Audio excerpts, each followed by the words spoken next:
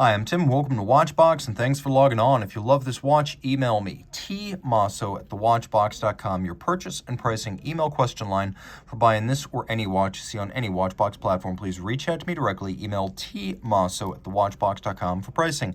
Today, we're discussing a lovely update of a model that originally launched in 2013. In 2013, Panerai launched the PAM01389 Amagnetic. They followed it up in 2017 with this, the Panerai Luminor Submersible 1950 Amagnetic PAM01389. So, still 47 millimeters in grade 5 titanium. You can see the watch is quite large, 16.1 millimeters thick, 56.4 millimeters from lug to lug, a 26 millimeter spacing between the lugs. Throw it on my wrist. My wrist is 16 centimeters in circumference. You can see it's large. Now, because huge is the Panerai look, I'm not put off by the fact that the lugs overlap my wrist a little bit, especially with this orange factory strap. The watch looks outrageous and utilitarian. So I'm going to say that if your wrist is my size or larger, you're good to go. The watch should never look proportional unless you are truly a colossal human being.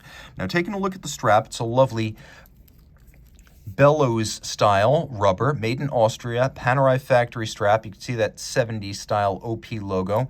It has quite a few evacuations on the bottom to make it more flexible and also to build an air pocket underneath to aerate your wrist on a hot day. Here you can see we have a Panerai matching satinated titanium buckle, and then we have the case. This is the Luminor 1950. It's a little bit more complex than the original Luminor from the 90s. This is more reminiscent of the true 1950s Panerai 6152 combat watch.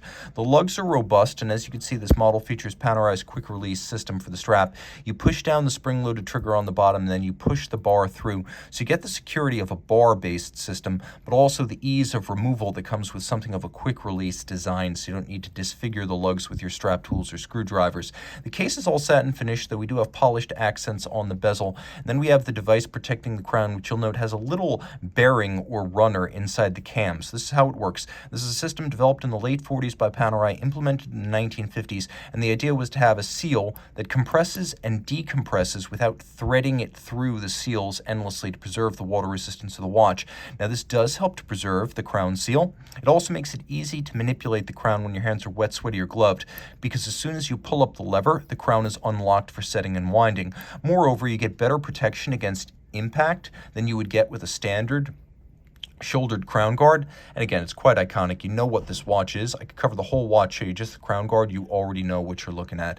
Now, the watch does include a ceramic insert in the bezel. This feature carries over from the 389. That gives you a high degree of scratch resistance. It is a very chunky 60-click bezel, and it has a wonderful feel and sound to it. I'd really describe it as best in the industry. Incredibly mechanical. Let's take a look at the lume. As you can see, everything's loomed, including the sub-seconds, and then we have a minute hand and a bezel pearl in blue, so you can quickly read the time at a glance in an intuitive fashion during a dive. Now, what makes this different from the 389? Well, there are some changes on the dial. The lume that's used is a little bit more pale here rather than key lime on the original. The seconds hand is blue painted rather than the standard white of the original. And also, Panerai claims that the indices themselves are a little bit larger on this dial. Now, you can see we have a matte dial base to resist glare. We have applique indices, something not always featured on Panerai watches. One of the curious features of this second generation caliber 9000 automatic is that caliber 9010, at least recently, it does not feature hacking. And for at least 1 or 2 years, it has not had the hacking function. That said, it does have a time zone function that allows you to set the watch forward or backwards. Well, it still ticks, of course. Whether you travel east or west, this is a great travel time function.